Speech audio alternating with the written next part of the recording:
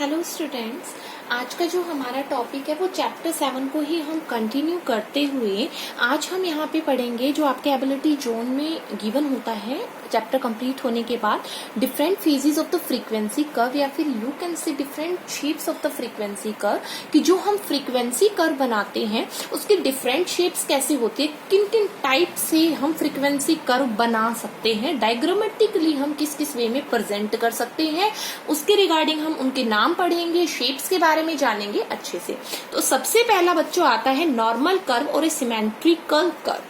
देखिए normal curve जो है, जो जिन बच्चों के पास मैथ्स है तो वो पढ़ेंगे +1 में या +2 में नॉर्मल डिस्ट्रीब्यूशन कर्व, जिसमें आपको एरिया निकालना होता है। और एक नॉर्मल डिस्ट्रीब्यूशन कर्व को हम बेल शेप्ड कर्व भी बोलते हैं, राइट। तो नॉर्मल कर्व वहीं से लिया गया है।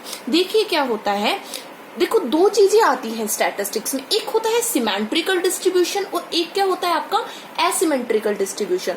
सिमेट्रिकल डिस्ट्रीब्यूशन बच्चों वो डिस्ट्रीब्यूशन होता है जहां पे आपके मीन, मोड, मीडियन, आप तीन चीजें निकालना सीखोगे। आपने 10th क्लास में भी निकाला होगा मीन, मोड, मीडियन। उन तीनों की वैल्यू क्या होती है, इक्वल होती है, सेम होती है। अगर मीन की वैल्यू 10 है तो मोड की वैल्यू भी 10 है और मीडियन की वैल्यू भी 10 है। It means that distribution is known as the symmetrical distribution. इस बात को ध्यान में रखना। उसके बाद बात आती है नॉर्मल कर्व और सिमेट्रिकल कर्व। नॉर्मल कर्व है क्या?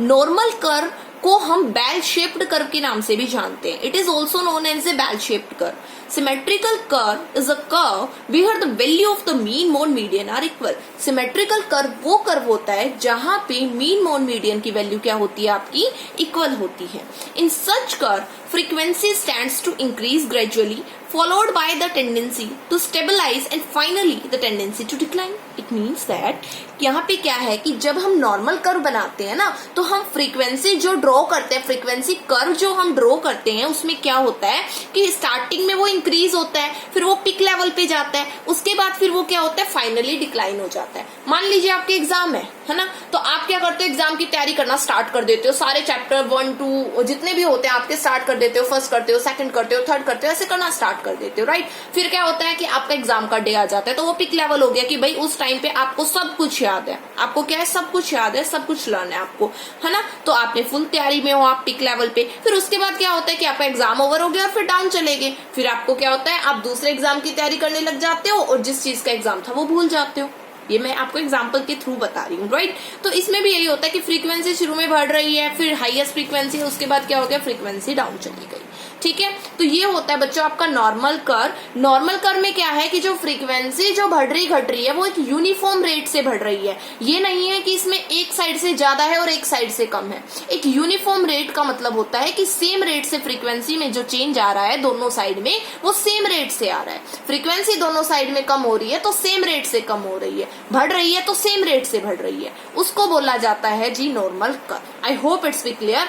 इसकी शेप देखिए कैसे होती है, बेल शेप्ड कर्व होता है ये, इस टाइप से बेल शेप्ड कर्व होता है। प्रॉपर वे में आप देख सकते हो यहाँ पे, बट आप ध्यान रखना जो ये चीज होती है ये never touches the OX axis, ये कभी भी OX एक्सिस को टच नहीं करती। देखिए जैसे आप देखते हैं कि मान लीजिए हम रेट को डिफाइन करते हैं, कोई कंपनी है मान लीजिए, अब कंपनी के प्रॉफिट के अकॉर्डिंग कंपनी का प्रॉफिट शुरू में क्या था, कंपनी का प्रॉफिट भाई शुरू में कंपनी आई मार्केट में, उसने धीरे धीरे ग्रो करना किया स्टार्ट, फिर कंपनी एक ऐसे लेवल पे पहुंच गई कि कंपनी टॉप लेवल पे है ना, कंपनी टॉप लेवल पे। अब जो जियो है, जियो कंपनी खोली, तो जियो कंपनी में क्या किया कि भाई जो फ्री में दिया गया है ना, तो लोगों ने बहुत खरीदी, जियो सिम को बहुत खरीदा, तो शुरू में धीरे धीरे ग्रोथ हुई और एक टाइम था वो पिक लेवल पे थी, है ना, जिसकी वजह से वोडाफोन और आइडिया का भी मर्ज हो गया था, क्योंकि उसने क्या किया, जितनी और कंपनी थी लाइक वोडाफोन है, आइडिया है, एयरटेल है, उन सबको पीछे कर दिया, है ना।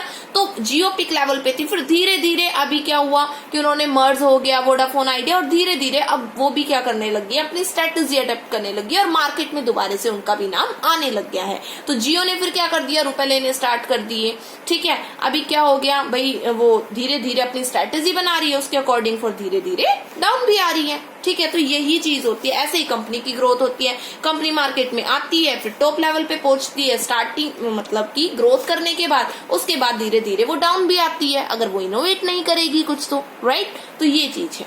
तो इसमें याद रखना कि 3 वैल्यू होती है।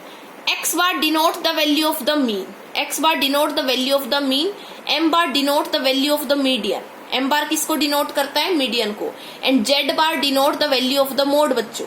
ठीक है, तो इसमें आपको पता है मीडियन में जो हाईएस्ट होता है ना, तो वो बीच वाला है, यहाँ पे मीन है, यहाँ पे क्या है आपका मोड है, तीनों की वैल्यू क्या है, इक्वल है, सिमेट्रिकल डिस्ट्रीब्यूशन है, इसको आप याद रखना। तो ये होता है आपका नॉर्मल कर्व। फिर बात आती है पॉजिटिव स्क्यूड कर्व। बेटा पॉजिटिव स्क्यूड कर्व क्या है कि it is an asymmetrical distribution curve है।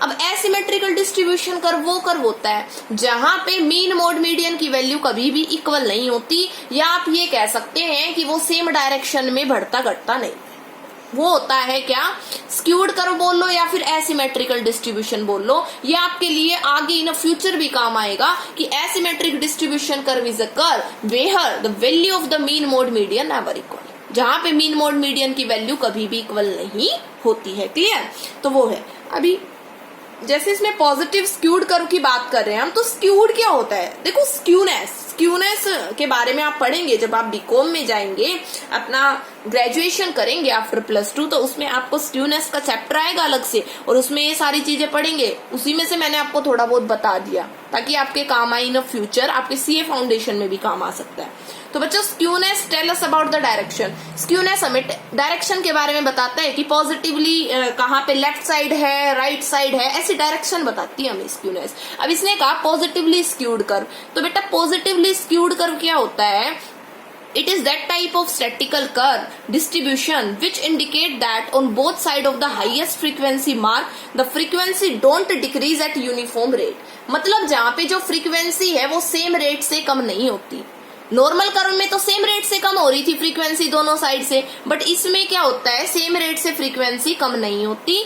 On both side of the highest frequency mark the frequency don't decrease at a uniform rate, same rate से फ्रीक्वेंसी कम नहीं होती। Rate of decrease on one side is less और more as compare to the other side. जो decrease का जो rate होता है फ्रीक्वेंसी का, वो एक साइड कम होता है और एक साइड ज्यादा होता है। मतलब एक साइड फ्रीक्वेंसी ज्यादा कम हो रही होती है और एक साइड फ्रीक्वेंसी कम कम हो रही होती है। मतलब आप ये कह सकते हो कि पॉजिटिवली स्क्यूड कर्व वो कर्व होता है जहां पे एक तरफ झुकाव होता है किसी भी फ्रीक्वेंसी के कम होने का, कि उस साइड ज्यादा फ्रीक्वेंसी कम हो रही है। इसमें मेनली पॉजिटिवली स्क्यूड को हम राइट टेल कर्व भी बोलते हैं, या फिर आप कह सकते हो राइट साइड मोर स्प्रेडनेस होती है टेल की देन द लेफ्ट साइड। ठीक है, अब देखिए इसमें जैसे मैंने आपको डायग्राम बनाया यहाँ पे शेप, तो देखिए ये लेफ्ट साइड है, ये राइट साइड है। अब यहाँ पे देख सकते हो आप राइट साइड झुकाव है, ठीक है, तो ये है पॉजिटिवली स्क्यूड कर्व। अभी वही value highest, mode, median, mean. ठीक है, तो इसमें जो वैल्यू मीन की ज्यादा होती है, फिर मीडियन की और फिर मोड की। ठीक है, ये चीज है, मीन बड़ा होता है फिर मीडियन और फिर मोड। ठीक है, पहले मीन बड़ा है फिर मीडियन आएगा और उसके बाद मोड आएगा। तो ये होता है आपका पॉजिटिवली स्क्यूड कर्व। ये फॉर्मूले हैं, ये तो आपको ध्यान में रखना होगा कि इसमें वैल्यू के बारे में बता रखा है कि कैसे वैल्यू हाई होती है। ठीक है, अभी इस साइड ज्यादा झुकाव है ना, तो राइट साइड है। ठीक है, नेगेटिवली स्क्यूड कर्व क्या होता है, this is another kind of asymmetrical curve और skewed curve. This curve skew more on left side. इसमें जो स्क्यूनेस होती है या फिर यू कैन से जो डायरेक्शन होती है वो लेफ्ट साइड में ज्यादा होती है। Such car are tail to the left. इसमें क्या होता है, लेफ्ट साइड में डायग्राम बनता है, जैसे पॉजिटिव में राइट था तो ऐसे ही नेगेटिव इसका अपोजिट है, उल्टा लेफ्ट साइड में बन जाएगा। कैसे बनेगा देखो यहाँ पे, अब यहाँ पे लेफ्ट साइड में, तो ये है नेगेटिवली स्क्यूड कर्व। ठीक है, यहाँ पे, और ये वैल्यू मोड की, ये मीडियन की, मीन की। इसमें उल्टा हो जाता है, मतलब मोड की वैल्यू ज्यादा है फिर मीडियन की और फिर मीन की। ठीक है, तो ये कौन सा होता है आपका नेगेटिवली स्क्यूड कर्व होता है, जहां पे जो लेफ्ट साइड की टेल होती है वहां पे ज्यादा स्प्रेडनेस होती है, ज्यादा स्क्यूनेस होती है। यू शेप्ड कर्व क्या होता है, these are formed if there are the two highest point in a series. मान लीजिए आपको सीरीज गिवन होती है, इंडिविजुअल सीरीज गिवन है, और उसमें जो आपको डाटा गिवन है उसमें दो वैल्यू सेम है, मतलब कि स्टार्टिंग में वैल्यू आई वो और लास्ट में भी वो आई, मतलब कि 2 पॉइंट हाईएस्ट हो गए, राइट। तो उसको बोला जाता है यू शेप्ड कर्व। फिर क्या होता है, हम उसका यू शेप कर्व बना देते हैं फ्रीक्वेंसी में। देखिए यहाँ पे, देखिए तो मतलब ये वैल्यू और ये वैल्यू सेम है। अभी ये हाईएस्ट था वैल्यू, मान लीजिए वैल्यू 12 थी, फिर 10 हुई, फिर 9 हुई, फिर 8 हुई, फिर 7 हुई, फिर 6 हुई, फिर 10 हुई, फिर 11 हुई, फिर 12 हो गई। ठीक है, तो ये हो गया यू शेप्ड कर्व। मतलब अगर फ्रीक्वेंसी की वैल्यू लोएस्ट टू हाईएस्ट क्या है आपकी, कि सेम है, वैल्यू आ जाती है लोवेस्ट टाइम पे और हाईएस्ट टाइम पे वैल्यू सेम आ गई, बीच की कम है। ठीक है, बीच की घट बढ़ रही है, तो उसको बोला जाता है U shaped curve. Bimodal curve क्या होता है? This curve is drawn when in a series there are two class with highest frequency and in such series there are no unique modal value. जब हम क्या करते हैं, जैसे कि आप ये पढ़ोगे भी मोड की वैल्यू जब आप निकालोगे बायोमॉडल के बारे में, कि जब हम मोड की वैल्यू निकाल नहीं पाते, जैसे मोड होता है ना, हाईएस्ट जो फ्रीक्वेंसी होती है, सबसे बड़ी जो वैल्यू है, दैट्स द मोड, ऐसा हमने पढ़ा है ना, या फिर जो ज्यादा बार रिपीट हो रहा है, ठीक है। तो इसमें क्या होता है, जब हमें दो फ्रीक्वेंसी दे दे हाईएस्ट, तो अब उसमें हम कैसे पता करें कि कौन सी वाली हमें लेनी है, ठीक है, कौन सी वाली मोड की वैल्यू लेनी है। जैसे मान लीजिए डिस्क्रीट सीरीज गिवन है, अब उसमें आपको साइज गिवन है क्लास का, ठीक है, साथ ही साथ फ्रीक्वेंसी गिवन है। अब दो फ्रीक्वेंसी सेम है और वही हाईएस्ट है, अब उनके सामने मोड की वैल्यू कौन सी लेनी है? 4 के सामने मान लीजिए 12 है और 6 के सामने भी 12 है और 12 हाईएस्ट फ्रीक्वेंसी। अब मैं मोड की वैल्यू 4 लू या 6 लू, ये कंफ्यूजन क्रिएट हो गया माइंड में। तो वहां पे बाइमॉडल कर्व बनता है, वहां पे बाइमॉडल कर्व बनता है, जहां पे दो फ्रीक्वेंसी की वैल्यू हाईएस्ट होती है और हम वो मोड की वैल्यू को निकाल नहीं पाते हैं, ठीक है। तो देखिए इसमें ऐसे कर्व बन जाएगा, ये हाईएस्ट बना रखा है और इसी से यू कर्व भी फॉर्म हो जाता है, कहीं ना कहीं यू शेप की कर्व भी फॉर्म होती है, ठीक है। फिर आपका जे शेप कर्व। बेटा जे शेप कर्व क्या होता है? This curve is made when the frequency are increasing in increasing trend curve moves from low frequency to the highest frequency. मैंने सिंपल लैंग्वेज में लिखा है कि जे शेप्ड कर्व जब बनेगा, जब क्या होगा, जो फ्रीक्वेंसी की वैल्यू है ना वो लोएस्ट टू हाईएस्ट हो रही है, मतलब पहले लो थी, फिर क्या होगी, फ्रीक्वेंसी की वैल्यू बढ़ गई, ठीक है, तो वहां पे जे शेप कर्व बनेगा। कैसा कर्व बनेगा? जे शेप कर्व बनेगा।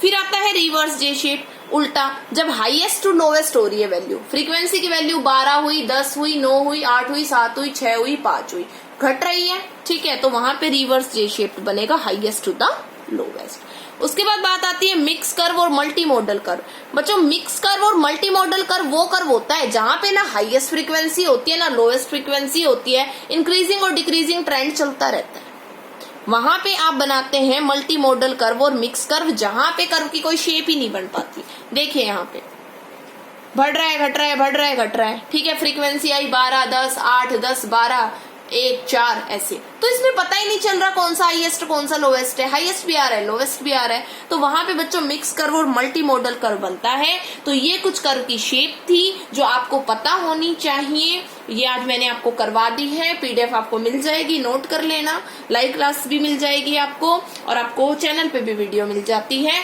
तो आप इसको अच्छे से कीजिए, अपने नोट्स को प्रिपेयर कीजिए, इसको अच्छे से समझिए। Thank you.